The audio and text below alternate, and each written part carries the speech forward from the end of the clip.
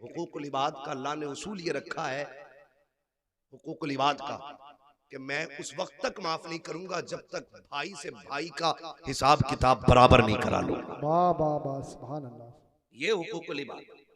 और एक हक सीधी बात बात है। सुनिए, कोई भी आए झगड़े की बात करे, उठा के घर भेज दो, इसलिए कि तुझे तो चला जाना है, हमें यहां रहना है, हमें यहां रहना है। हमें नफरतें पैदा हो गई, हमें नफरतें पैदा हो गई। माफ कीजिएगा, हमारे माँ बाप, हमारा खानदान, हमारे रिश्तेदार, ये सब हमसे हैं और हम इनसे हैं। ये हमसे हैं और हम इनसे हैं। इनसे हैं। मैंड का झगड़ा, बटिया का झगड़ा, बंटवारे का झगड़ा, दुकान का झगड़ा, ये क्यों? कितने बीसे बीसे का मसला है। अगर किसी भाई पे एक बीसा ज्यादा भी चली गई तो क्या बिगड़ गया यार? अपने बाप का मुंह देख के उसे माफ कर दे, खुदा महबूब के चेहरे के सदके में तुझे माफ फरमा दे। वाह वाह वाह, सुभान अल्लाह सुभान अल्लाह। और अब सुने, लकीर के फकीर ना बने, अब तालीम का दौर है। पढ़ लिख के सोच समझ के फैसले करें, सोच समझ के फैसले करें। पढ़ लिखने के आदी हैं हम लोग। अब ये नहीं हम लकीरें पीटेंगे, गया दौर जब लकीरें पीटते थे। तालीम का दौर है, आगे बढ़ना, मुहासबा अपना करें। मैं आपसे पूछना चाहता हूं, माफ कीजिएगा, आज निकाह कितना मुश्किल हो गया, कितना मुश्किल हो गया। अभी बता रहे थे वहां तौसीफ साहब, 11 लाख क्यों कह रहे हो? 2,50,00,000 की एक बंदे ने शादी की। सुन ले जरा, वो लगभग टोटल जो बैठेगा मेरे हिसाब से 3 करोड़ बैठेगा। 12 करोड़ में शादी हुई, और की किसने? कलमा पढ़ने वालों ने। किसने? ये कलमा पढ़ने वाले की कहानी है। इन अमीरों ने गरीबों का जीना हराम कर रखा है। बहुत अच्छे। जब इस तरह के दिखावे होंगे हक तो बात अभी है। 2 करोड़, 2.5 करोड़ या 12 करोड़ में शादी हुई है, कल कोई खड़े होकर के 50 लाख में शादी करे, जी जी जी। ताकि अखबार में नाम। खुदारा ये मत समझना आपको दिया है तो आप कुछ भी करेंगे, आप कुछ भी करेंगे। बता, मेरे हुजूर के पास कम था? कम था? कितना था? मालिक कौनैन है गोपास, कुछ रखते न की, तो जहां की नेमतें हैं उनके खाली हाथ। वाह वाह, सुभान अल्लाह सुभान अल्लाह। इतना मेरे नबी के हाथ में। लेकिन जब बेटी का रिश्ता किया, सुनो दौलत वालों, अगर घमंड हो तो कान खोल के सुनो, इतराने की जरूरत नहीं है। नसब, जात, बिरादरी पे फख्र करने वालों, ये कोई अफजलियत की बात नहीं है। अगर नशा ना उतरे ना बिरादरी का, तो कब्रिस्तान का चक्कर लगा। जहां पठान लेटा है वहां फकीर लेटा है, जहां सैयद लेटा है वहीं पे अंसारी लेटा है। तू अकलने की जरूरत नहीं है। अगर गुरूर है ना दौलत का, तो सुन, हुए नामवर बेनिशां कैसे कैसे, जमी खा गई आसमां कैसे कैसे। वाह वाह वाह, सुभान अल्लाह सुभान अल्लाह। पास में ही है तो जाओ कभी कब्रिस्तान झांक के देखो, बड़े बड़े लेटे हुए हैं। ऐसा नहीं तुझे मौत नहीं आएगी। आज कितनी कब्रें ऐसी हैं जिन पे मैं कहता हूं कि तख्ते दिखते। जी जी। कई कब्रों में हजरत धागा दिखता कफन का। क्या दिखता है? धागा। धागा दिखता कफन का। मुझे बताओ, क्या उनकी नस्लें नहीं है? क्या उनके खानदान नहीं है? क्या वो किसी परिवार से नहीं थे? थे। आज इनकी कब्रों का हुआ क्या? बस यही कि बस दुनिया को अपनी अपनी पड़ी है। बहुत याद रहता तो बंदा 40वें तक, और ज्यादा याद हो जाता तो बरसी तक। उसके बाद जो रविश थी बंदा उसी पे चलना शुरू कर देता है, उसी पे बंदा चलना शुरू कर देता है। कम से कम माहौल इतना ना बिगाड़ कि तेरा बिगाड़ किसी गरीब को रोने पे मजबूर करे। मैं गैर की क्या बात करूं। हालात तो ये, अगर 2 सगे भाई हैं नूरी साहब, अगर 2 सगे भाई हैं ना, 2 सगे भाई हैं, तो एक भाई अमीर है, दूसरा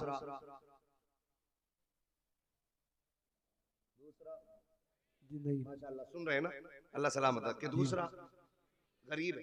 तो जो अमीर है ना, जब रिश्ता करता बेटी का जी जी तो कह रहा अल्टो दे दूंगा, ठीक है, और आगे बढ़ता है। पैसे वाला होता कहता बुलेरो ले लेना। मैं सिर्फ इतना पूछना चाहता हूं, तू जो बेटी की शादी पे ऑफर कर रहा है, क्या तेरा सगा भाई जो ठेला लगा रहा है, क्या कल वो भी अपनी बेटी को ये दे सकता है जो तू दे रहा है? जी जी नहीं दे सकता ना। अगर तेरे भाई की यह हैसियत नहीं कि जो तू दे रहा है वो दे सके, हाँ तो फिर हवा में न उड़। इसी गाड़ी के पैसे को दो जगह तकसीम कर, आधे पैसे से बेटी का निकाह कर, आधी पैसे से भतीजी का निकाह कर। खुदा की कसम ये अमल कर, काबे वाला भी राजी हो जाएगा, मदीने वाला भी राजी। सुभान अल्लाह जिंदाबाद। लेकिन मसला ही कोई नहीं, मसला ही कोई नहीं। हमें तो जहेज इतना चाहिए कि चौक में बैठ के बातें होनी चाहिए कि भाई ओहो मुखिया के लौंडे को बड़ा जहेज मिला। हजरत सिर्फ यही कि अबे गया था तू कि यार मैं मैयत में चला गया, अबे बोले मजा आ गया, खड़ा मुर्गा चल गया था, हराम का था ना, हलवे गए थे नमक का पानी पी के। ये तो बेटी वाले से पूछ, उसने खड़ा मुर्गा कितने घुटनों गिर के बनाया। गलत नहीं कह रहा हूं, कह रहा चले जाते मौज आ जाती, खड़ा मुर्गा चल गया था। और ये जिसके बेटे की बारात थी, ये निकल निकल के पूछना गए थे ना तुम, एक बार पूछ लिया नहीं, लेकिन दूसरे चौक में फिर वही मिल गया, है भाई तुम तो गए थे हमारे लल्ला की बारात में, क्या था? तो कह रहा आप क्या बता, मैं पता ना ऐसी बारात जिंदगी में कभी नहीं की, क्योंकि चापलोस हद से ज्यादा बड़े। चमचागिरी कह रहा ऐसा खाना कभी नहीं खाया। ओ तुझे खुदा का वास्ता, बारातों में जाते हो, इस्लाम में बारात का तसव्वुर नहीं है, खाना खाते हो लड़की वाले का, लड़की वाले पे वाजिब नहीं है, तुझे एक वक्त की रोटी भी दे, लेकिन जब उस पे प्रेशर बनाया जाता है, देखो जी कुछ देना या ना देना, बारात का खाना अच्छा कर लेना, लड़की वाला सोचता है शायद खाने पे छूट जाएंगे। उसने कहा क्या चाहिए? कहता बस कुछ नहीं, बिना हड्डी का कोरमा करा दीजिएगा। बिना हड्डी का कोरमा हो गया। 10 दिन पहले खबर आती है, सुनो नाश्ते को भी कुछ लोग कह रहे हैं। बेटी वाले ने दबते दबते डरते डरते किसी तरीके से नाश्ते पे फैसला किया, ठीक है नाश्ता भी तैयार कर दिया जाएगा। 3 दिन पहले बेगैरत के घर से लिस्ट भेज दी जाती है, देखो जहेज की लिस्ट दे रखे हैं, सामान मिला लीजिएगा, कोई कमी रह जाए तो ला के रख लीजिएगा। इस्लाम इसकी कतई इजाजत नहीं देता है, बिल्कुल इसकी इजाजत नहीं है। फिर बात जैसे तैसे करके जहेज भी पूरा कर लेता है। 2 दिन पहले फिर बेगैरत बेटे की खबर आती है, कहता नहीं जी मेरे यारों ने कहा है अगर बुलेट ना मिली तो नाक कट जाएगी, कैसे भी करो खालू बुलेट तो लानी पड़ेगी। जब ये खबर आती है, वो बाप जिसकी खुराक 8 रोटी थी, आज बेटी ने ला के खाना रखा है, आधी रोटी पे हाथ कांप गए हैं, आधी रोटी से ज्यादा अगला लुकमा हलक तक नहीं जा रहा है। और तुम्हारी मर्जी है, जाओ जाकर के मज़ारों के गुंबद बनाओ, जाकर टाइल्स पर पत्थर लगाओ, या जाकर कौम को आग लगा दो, मैं रोकने नहीं आया। बताना चाहता हूँ खुदारा, बचो इन रवैयों से, हमारी कौम ने तबाही के सिवा कुछ नहीं सीखा है। 70 सालों में बर्बादी के अलावा हम किसी तरफ नहीं जा रहे हैं। कान खोल के सुन लीजिएगा, जब बाप के आगे रोटी आई है, उसने आधी रोटी पे हाथ रोका। बेटी ने कहा था अब्बा आज से पहले 4 रोटी खाते थे, आज तबीयत तो ठीक है ना? बाप कहता हाँ बेटे, बस जरा तबीयत घबरा रही है। बेटी तो बेटी होती है, बेटी वो होती है जो बिना पूछे बाप का चेहरा पढ़ लेती है, फिर हाथ पकड़ के कहती है अब्बा बता, तुझे मेरी कसम है इस उदासी की वजह तेरी बेटी तो नहीं है, बता तो सकी ये जो लुक़मे कम हो गए हैं कहीं मेरी वजह से तो नहीं हो गए हैं। जब बेटी इस तरह से बाप का हाथ पकड़ती है, बाप के सब्र के बंधन टूट जाते हैं। बाप चीख मार के बेटी का चेहरा देख के रो के कहता है बेटी क्या बताऊं, जिन्हें अपना समझ के बेटी देने का फैसला किया था, आज उन्होंने लिस्टों पे लिस्टें भेजी, मैं सब कुछ पूरा करता रहा, आज बुलेट की फरमाइश आ गई है। ए मेरी बेटी तू खूब जानती है, तेरे बाप ने ठेला लगाया, मजदूरियां की है, मगर बेटी मैंने अपनी गैरत का सौदा नहीं किया। बेटी काट छप गए हैं, दावत का पैगाम जा चुका है, अब क्या किया जाएगा? हैसियत का गाड़ी देने की नकीक है। खुदा की कसम, जब बेटियां इतना सुनती है, बाप का हाथ तो छोड़ देती है, लेकिन मुसल्ले पे सीधी चली जाती है। तुम्हें खुदा का वास्ता दे के कहता हूँ, किसी की बेटी की आंख के आंसू का सबब न बनना। जब बेटियां मुसल्ले पे जाके रोया करती है, किसी को खबर हो न हो, उसके आंसू के टपकने का दर्द और धमाका मदीने के गुंबदे खजरा वाले आका तक जाया करता है। और याद रख, जब बेटियां सर पे दुपट्टे डाल के रोती है, मदद को कोई आए ना आए, ज़हरा का बाबा मदद के लिए जरूर आया करता। धारे तकबीर, धारे रिसालत, बस लगे आला हजरत अल्लामा मुफ्ती हम्माद रजा साहिब किबला, धारे हैदरी, जिंदाबाद जिंदाबाद। निकलेंगे इंशाअल्लाह इन झगड़ों से, ये कसर बाकी न रखें। फिर क्या होता है, कभी आई बारात लौट जाती है, कभी आई बारात लौट जाती है, कभी खाने पके रखे रह गए। आज चल तू मुखिया है, तू प्रधान है, तू बेटे वाला है, आज तो तुझसे कोई हिसाब नहीं लेगा। मगर क्या भूल गया, जब मलकुल मौत आके पंजा गाड़ेंगे और लोग आखिरी तख्ता लगा के आएंगे, उस वक्त बचाने कौन आएगा? अल्लाह, कौन आएगा बचाने के लिए? ये जो हराम की बारात खाने गए थे, या वो जो तेरी झूठी शान और शौकत की दलाली कर रहे थे? कोई नहीं आएगा। कब्र में अगर आएगा तो सिर्फ ज़हरा का बाबा आएगा। क्या बात है बात। सिर्फ हुजूर आएंगे, वरना और कोई नहीं आएगा। मेरा नबी बेटियों को बचाने आया है, और बेटी बचा के दिखाई है। अगर आज तेरी वजह से बेटी मारी गई, तो फिर तू नबी वालों में नहीं, तू उन वालों में गिना जाएगा जो बेटियों को जिंदा कत्ल करते थे। बाबा, जो जिंदा बेटियों को कत्ल करते थे, तू उनमें गिना जाएगा। निकलो इन रवैयों से।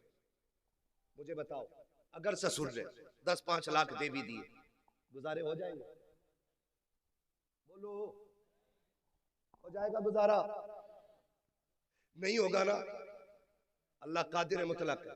तू 25 लाख ले ले, एक ऐसी जगह फोड़ा निकालेगा कि तेरे बाप की भी बिक जाएगी। जी जी, हराम का 25 लाख तो अलग, वो तेरे अब्बा की जो है वो भी बिकवा देगा। वो कादिर मुतलक है, लेने पे आए तो जबड़े फाड़ देता है, जबड़े फाड़ देता है। लेकिन हम दूर होते गए, अकीदे कमजोर होते गए। फसल मारी गई, हजूर दुआ कर दो, फसल मारी गई, रिश्ता नहीं, हजूर रिश्ता नहीं हो। क्या तुम्हारा अकीदा अपने रब की जात पे नहीं रहा? भरोसा क्यों नहीं करते उसमें? हम अपने आप को बदले, और ये जो खर्चे बढ़ गए ना, इससे निकले। एक और कड़वी बात कहने जा रहा हूं, शायद किसी को हजम ना हो सकता है किसी और के भी पेट में दर्द हो जाए। बहुत कड़वी बात कहने जा रहा हूं। रिश्ते होते हैं ना, रिश्ते, तो कभी कभी बहनें भाइयों के दरवाजे पे आती है, क्या कहती है? जबकि उसका शौहर भी है, उसका अपना बेटा भी है, उसका अपना परिवार भी है, लेकिन भाई के दरवाजे पे आके कहती, भैया तुम्हें पता है ना बेटी जवान हो गई है मेरी, फिर का कोई रिश्ता देखो बेटी के लिए। ऐसा नहीं है कि उसकी बेटी के रिश्ता देखने के लिए भाई के अलावा किसी और को इजाजत नहीं थी, लेकिन हम समझ नहीं पाए उसके लहजे को। हमने उसका मकसद जाना नहीं जाना हमने मकसद। वो जो आई थी वो ये कह रही थी, भैया बेटी मेरी जवान हो गई है, लेकिन अपने घर में नजर मार बेटा तेरा भी जवान है, मैं क्यों किसी के आगे हाथ फैलाऊं? क्यों ना ऐसा हो कि तू बेटे को लेके आ जा, मेरी बेटी को इज्जत से अपने घर ले आ। लेकिन हमने क्या कहा? हमने कहा हाँ देखेंगे। जो 2-4 ठलुए बैठे थे ना चाय पीने वाले, हाँ भाई मुखिया घर में है कोई? ये मुखिया किसी का नाम हो तो बुरा मत मानिए। और हजरत कह रहे थे आपको किसने बताया? ये मेरा इलाका है, मुझे अपने इलाके में पूछने की जरूरत नहीं है, मुझे हर इलाके हर गांव की खबर है कहाँ क्या चल रहा है। हम तो बस यही चाहते हैं ना कि पूरी उम्मत इकट्ठी हो जाए। हम तो सिर्फ एक बात चाहते हैं कि एक रस्सी के साए, एक हुजूर के झंडे के साए में सारे खड़े हो। यही तो मतलब है ना। हम यहाँ चापलूसी करने नहीं आए। मैं आपसे कहना चाहता हूँ, हर घर की कहानी है। कह रहे हाँ देखूंगा, किसी ने कहा यार गरीब है बहन तुम्हारी, कुछ सोचा कहा मदद कर देंगे, जबकि बहन के हिस्से को भी खा के उस पर सांप बन के बैठा है अब्बा के मरने के बाद ये भाई। इसलिए कि बाप की जायदाद में से बेटे का नहीं, बेटी का भी हक है। बेटी का भी हक है। बहुत अच्छा। मैं कहता हूं खुदा की कसम, अगर शरीयत के इस कानून को लाजिम कर लो ना, जो बेटे का वो बेटे को दिया जाए, जो बेटी का वो बेटी को मिले, इंशाअल्लाह ये डिमांड की लानत ही समाज से खत्म हो जाएगी। बेशक, सुभान अल्लाह, सुभान। हाँ, लेकिन अब्बा की 50 बीघे मिली। एक मोटी मिसाल दे रहा हूं, कोई ऊन के दून करके मत बैठना, इसमें कभी कैलकुलेटर लेके बैठो। एक मोटी बात मैं आपसे कह रहा हूं। मोटी बात क्या जानते हो? अब्बा ने 75 छोड़ी, एक बेटा एक बेटी छोड़ी। जी जी, ठीक है जी, तो 25 तो बेटी की भी थी। 50 बेटे की और 25 बेटी की, सारी बेच के खा गया। उसकी बेटी गरीब है तो कह रहा 2 लाख दे दूंगा, एहसान करेगा? उसका खाते हुए नहीं देना चाहते। मेरे नबी को देख, सगी बहन कोई नहीं मेरे हुजूर की, कोई सगी बहन नहीं मेरे हुजूर की। हुजूर की रिजाई बहन दुनिया हमसे जानती। रिजाई समझते, यानी कि ये उनकी बेटी थी हजरत शीमा, जिनका मेरे नबी ने दूध पिया था। हजरत हलीमा सादिया की बेटी। समझ गए इतनी बात? तो ये हुजूर की सगी बहन नहीं है, रिजाई बहन, दूध शरीक बहन। ये रिश्ता हुजूर का इनसे। इस्लाम फला फूला आगे बढ़ा, जंग हुई एक कबीले से। उस जंग में हजरत शीमा के कबीले के लोग कैदी बना के ले आए गए। रब ने इस्लाम को फतह नसीब फरमाई।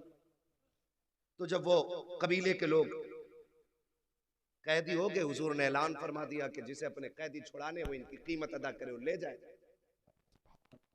समझो है, मैं बहन बता रहा हूं, कीमत अदा करे और छुड़ा के ले जाए। तो कबीले वालों ने कहा चंदा कर लिया जाए, चंदा कर लिया जाए। तो अपने अपनों को छुड़ाने के लिए चंदा होने लगा। ये चंदा करने वाले पहुंच गए हजरत शीमा के दरवाजे। कौन है? चंदा लेने।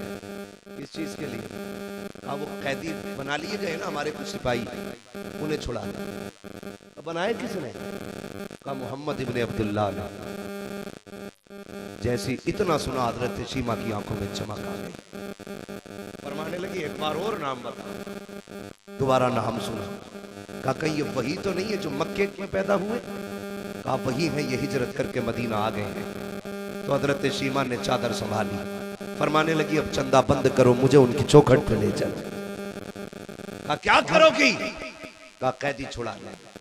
कहा पागल है, पैसे मांग रहे वो और तू कैदी छुड़ाने की बात करती? कहा तुम्हें नहीं पता, वो मेरा भाई लगता है। क्या बात है, सुभान। नाज होता है बहनों को भाइयों पर, गुरूर होता है। भाई अगर मुनासिर हुसैन बधाइयों नहीं हो, बहन पकड़ के कहती है जो नात पढ़ रहा मेरा भाई पढ़ रहा है।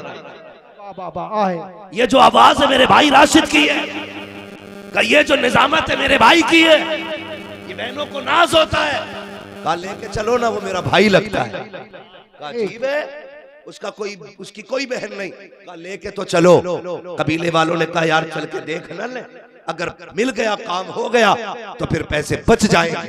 अब खुदा की कसम बहन की चाल अलग है। कबीले वाले पीछे पीछे, हजरत शीमा आगे आगे जा रहे हैं। क्या बात है। अब वो दौर खत्म है तो कोई आंखें निकाल के देख सके। अब वो टाइम नहीं है कोई को चढ़ा तो कचड़ा, कोई एक कांटा तक फेंक सके। दौर बदल गया, सहाबा नंगी तलवारें लिए खड़े, बदल गया दौर।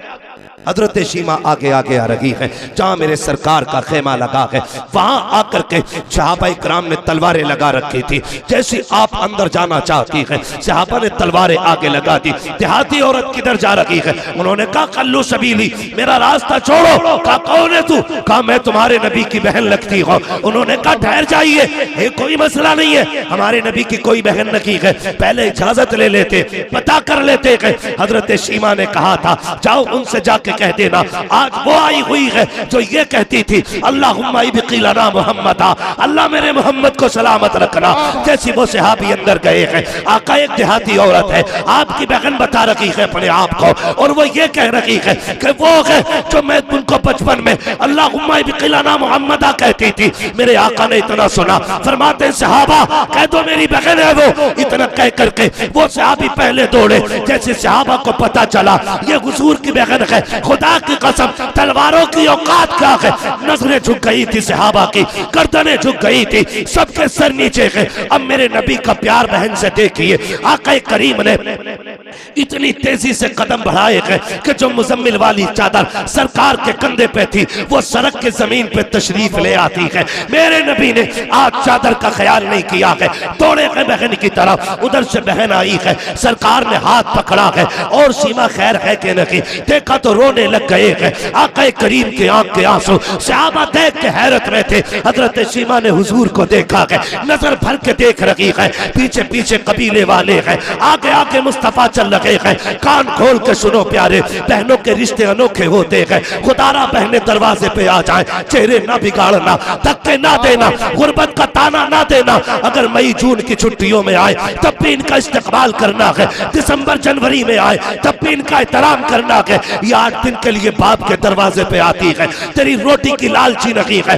तेरे पैसे की भूखी नहीं है। ये बाप के दहलीज पे इसलिए आती है, ये उस दीवार को देखना चाहती है जिस दीवार को बाप ने बनाया है। ये उस दरख्त के नीचे बैठना चाहती है जिस पेड़ को बाप ने लगाया था। क्यों? वो जानती है बाप ना सकी, उसका दामन ना सकी, उसके लगाए पेड़ के नीचे बैठेंगे, उसके झोंकों के जरिए खुदा हमें बाप की खुशबू नसीब फरमा दे। वाह वाह वाह, सुभान अल्लाह सुभान अल्लाह, जिंदाबाद। होती है, लेकिन माफ कीजिएगा दिसंबर जनवरी आ रही है, मेरा वक्त पूरा हो गया। 5 मिनट है और मैं चलूं जरा, 5 मिनट और बोलूं जरा, तैयार है? जितने लोग सुनना चाहते कहते जरा या रसूल अल्लाह, या रसूल अल्लाह। तवज्जो है सारे लोगों की? ठीक है भाई, कमेटी वाले भाई, ना आधा घंटा नहीं मेरे भाई। चचा आपके बुढ़ापे को सलाम, मगर मेरी मजबूरी है, जी जी, मुझे रोज बोलना रहता है बस। या रसूल अल्लाह। मोबाइल पे बहुत सुना होगा आदमी।